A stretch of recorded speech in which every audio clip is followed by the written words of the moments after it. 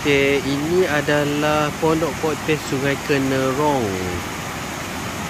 dekat Kelantan.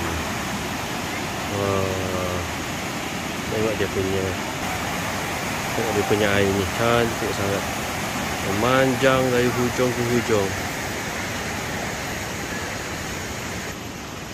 Ada gunung, ada tandas, ada tempat parking, tempat berkemah.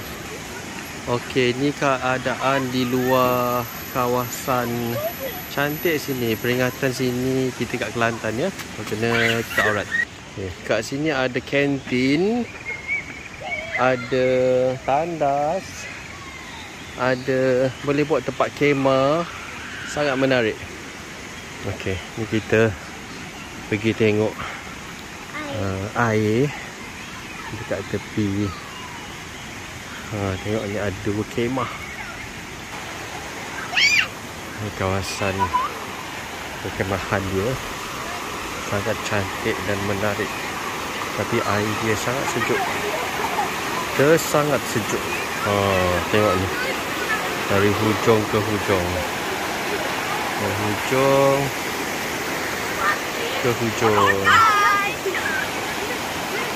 Pergi tengok dia punya air ni, deras dan sangat cantik.